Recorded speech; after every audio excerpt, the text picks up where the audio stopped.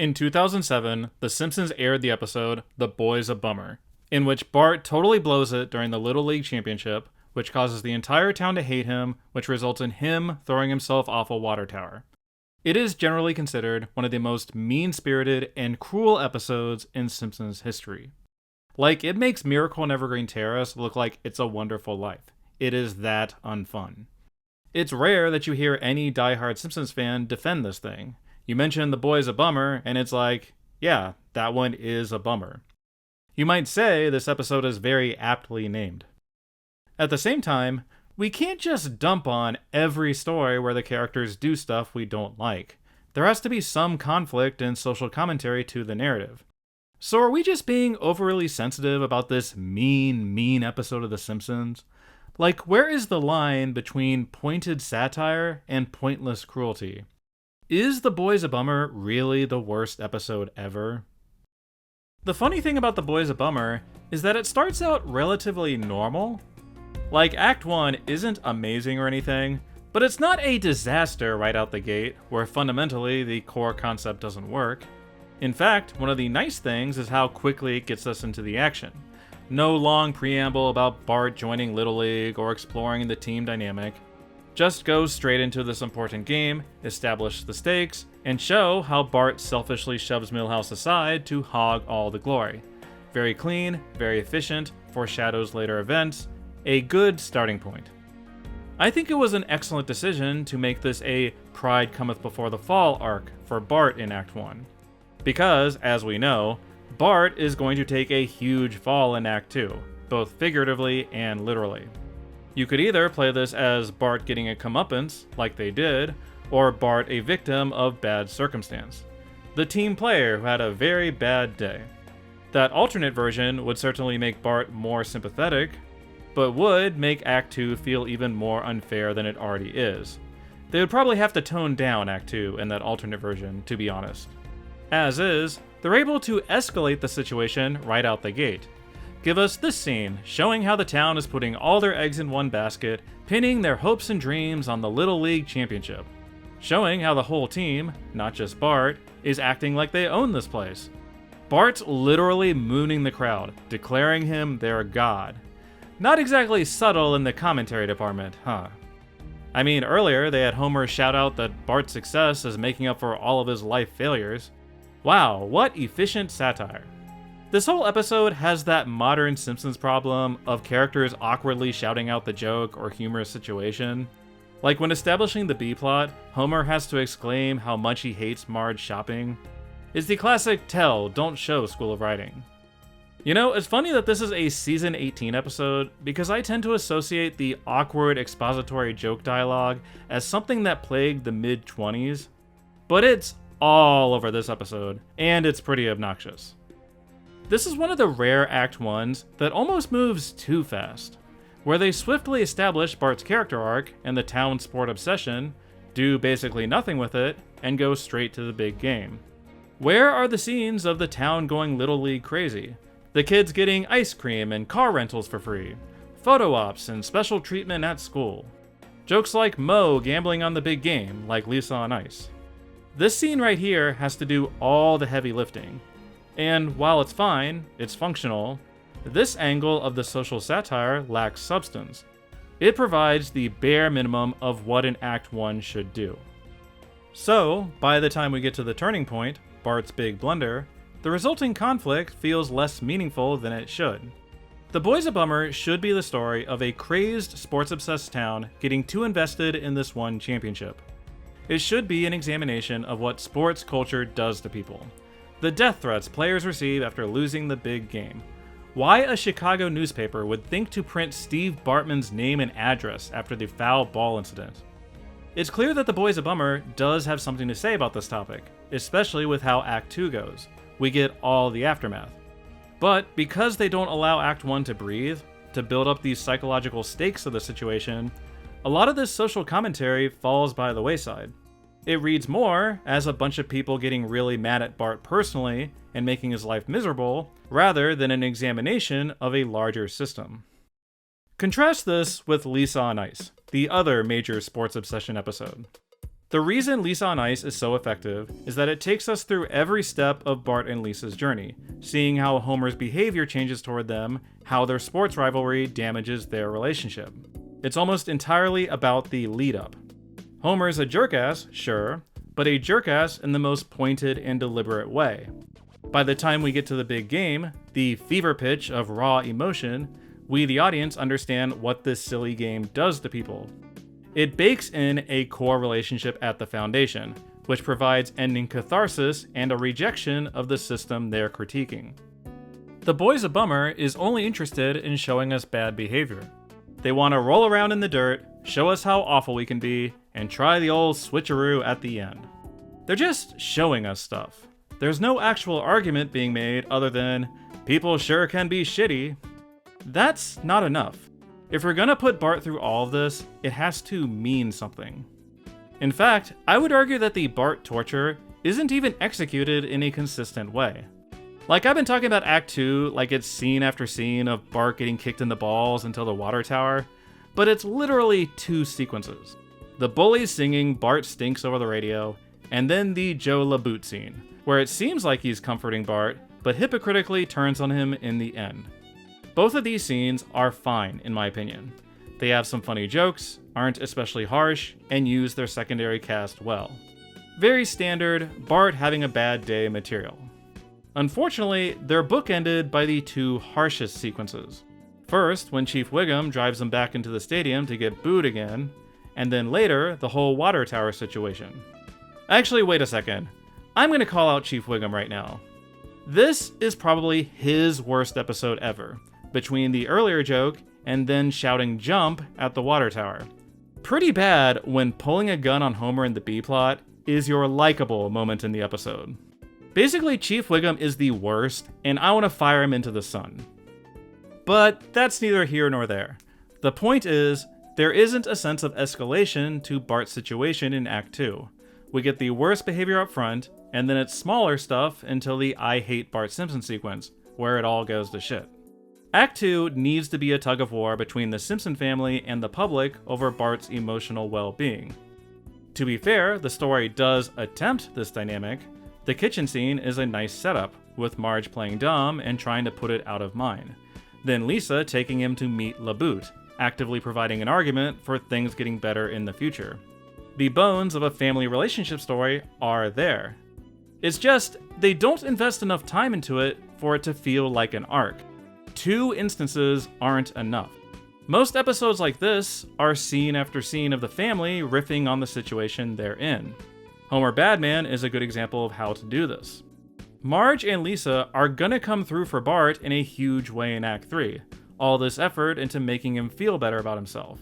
There is something deeply heartwarming about Act 3, as silly and ridiculous this ending is. But it doesn't feel like the culmination of anything, because they each received only 1 moment. I guess it's time to talk about the I hate Bart Simpson sequence, and the water tower fallout. I've been dancing around it long enough. I think this is one of the worst, most misguided sequences in Simpsons history. And it's not even because it's inherently dark or mean-spirited, it's because it's executed in the most baffling way. First off, the I hate Bart Simpson angle is the definition of terrible pacing. How they set up this intrigue of who could be vandalizing the town right here, and immediately answer that question 20 seconds later.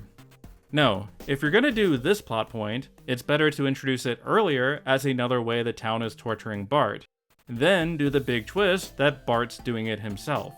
It becomes a more disturbing reveal for the Simpson family and the audience. As is, this angle means almost nothing. As for the water tower jump itself, I have extremely mixed feelings about this plot point. There's a part of me that respects that they went here, that they escalated the situation this much and got this dark. Because we've seen these situations of public ridicule ruin people's lives. Especially in the age of social media, this point rings even more true. That Bart would feel so much self-loathing that he would reach this point. It's extremely disturbing seeing his mental health deteriorate so much here, but at least it's real. They're pushing the unlikability too far with Wiggum right here, in my opinion, but still, I don't hate this conceptually. The problem is that this is such a heavy plot point that it has to be treated with the gravity it deserves. There has to be some kind of reckoning here. And, most bafflingly, and I will never understand why they wrote it this way, but after seeing a child throw himself off a water tower, the Springfield crowd still hates his guts and are actively protesting outside the hospital. No, this is idiotic. The way this always goes is that the public gets really mad at a person, tortures them until a very bad thing happens, and afterward, there's either a horrified, "What have you guys done?" in the media, or we conveniently say, "That sucks," and we move on to something else so we don't feel bad. At the very least, we're usually not still outside the hospital throwing stones after the bad thing. I like to think that Springfield isn't the Westboro Baptist Church. The reason they wrote it this way is because they wanted Marge her moment to tell off the crowd. Tell them they're a bunch of pathetic losers who have never achieved anything in life. I like her speech. It's a great Marge protecting Bart moment. So much righteous fury. But because I don't buy their reaction, it feels less like satire and more like Springfield specifically being a bag of dicks. I think a more interesting spin would be for Springfield to do that shocked "what have we done" thing, hold a vigil outside the hospital, and Marge still call them out for being massive hypocrites. At least that would have some semblance of social commentary. This is just Marge calling them out for being cartoonishly awful. Cool. Very interesting. And then they opt to resolve this super heavy plot point with a light and wacky Act 3 switcheroo in the vein of Lisa gets an A. I don't get it.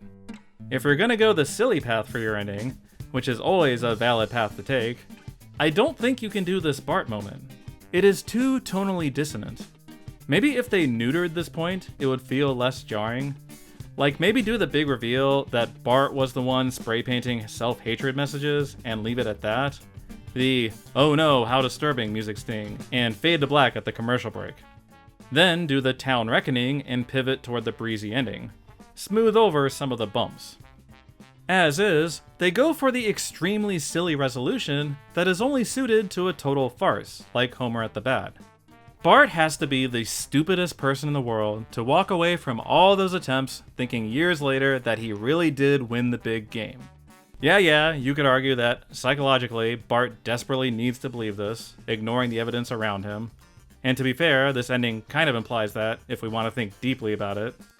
But come on, it took him 78 tries. This is clearly just meant as a silly ending where Bart continues to fail over and over again, finally does it, and somehow believes he won the big game. It's not deep. It's a funny situation. Once again, it's like the ending of Homer at the Bat, where they hilariously don't allow Homer to prove anything. The funny nonsense ending often works. However, in this case, it doesn't jive with the story that preceded it. This never even got close to being a breezy and fun Simpsons episode. There's no relationship payoff, where Bart recognizes what his family did for him, and it doesn't say anything meaningful about mob mentality. It's just a silly ending. The reason Lisa gets an A works is because there was already a deception going on. Lisa has more agency in the plot, and it's funny seeing them pull one over on her. Bart has no agency in this story. He doesn't get to call out Springfield. He doesn't get to appreciate Marge and Lisa. He just gets sold a lie after a traumatizing experience. It leaves me feeling empty, much like Homer and Marge's ghost sex. There's a part of me that wonders if they should have allowed Bart to see through the ruse. That would fix his agency problem and give them two possible outcomes to pursue. The heartwarming route, where Bart wins the game and we get the warm fuzzies of him recognizing what Marge did for him. This is the cleaner and more sitcom-y approach. Or he could intentionally throw the game, accept what happens, and tell the crowd that they need to touch grass and accept it too. Then you'd be addressing the core issue head on. Maybe that second idea is too Lisa on Ice, rejecting the hyper-competitiveness again? I don't know. It's just, Bart's journey in this thing is a huge pile of nothing, both satirically and character-wise. There's gotta be some way where it could actually say something. You've probably noticed by now that I've barely mentioned the B-plot. I wanted to save it for the end because I think it damages The Boy's a Bummer in a way that can't be pinpointed until going over the main story. This B-plot about selling mattresses and fighting with the Lovejoys is okay. It gets the Real Jim's "This is a pretty okay B-plot" award.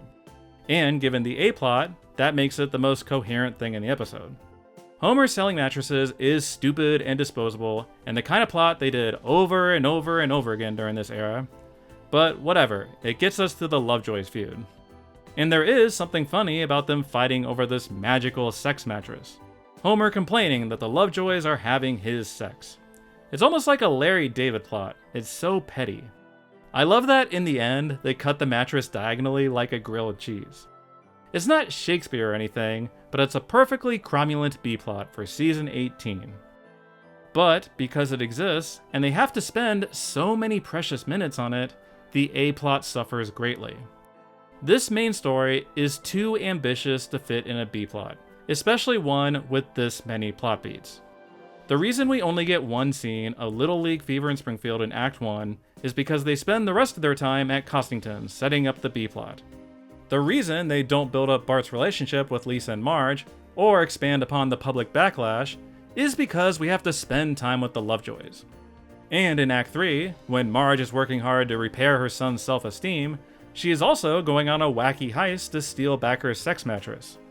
Okay, this one isn't a pacing problem, these are just weird things to be juggling in your final act. So while the B-plot is arguably the best thing in the episode, and that's very arguable, mind you, the trade-off of gutting the A-plot isn't worth it. The Boy's a Bummer feels like an episode where they threw a bunch of different interesting ideas into a blender, mixed it up, and are serving this confusing, unsatisfying mush. They want to do a farcical ending, but don't want to commit to a Cuckoo Bananas plot. They want to do social commentary, but don't want to let the characters confront the core issues. They want to do Simpson family relationship stuff, but they leave Bart in the dark. I can think of at least 3 imaginary versions of The Boy's a Bummer I would probably like better, but I don't know which would be most appropriate because I don't understand what they wanted to achieve. Say what you want about the tone and execution of Miracle on Evergreen Terrace, but at least it's clear what that one was going for. You can like it or not. The Boy's a Bummer wants to be so many kinds of Simpsons episodes that it somehow achieves none of them. It's a very confused episode. It's honestly surprising it turned out like this, because the episode's writer and director have both done so much great work on The Simpsons over the years. It's a great lineup creatively. It's so weird that this one didn't come together. I guess that just happens. Now, is The Boy's a Bummer the worst episode ever? For me personally, I would say no. I can think of other episodes I avoid more than this. There's an argument this isn't even the worst episode of season 18.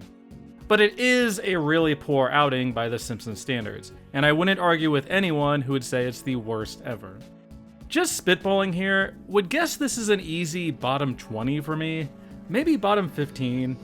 I need to do my rankings again. It's clearly been a while. Let me know what you think, whether The Boy's a Bummer is the worst episode ever, or if you think Simpsons fans are overreacting again to mean Simpsons. I was kind of surprised during the rewatch that the negativity and darkness didn't get to me, and it was the lack of balance or structure that ruined it. Also, let me know where you'd like to see the series go next. We could hit up the controversial again, or another one of the popular Simpsons punching bags. Just don't ask for the Musk episode. I'm not ready for that one yet. Thanks for checking out this video. Before you go, just remember, Joe LaBoot sucks.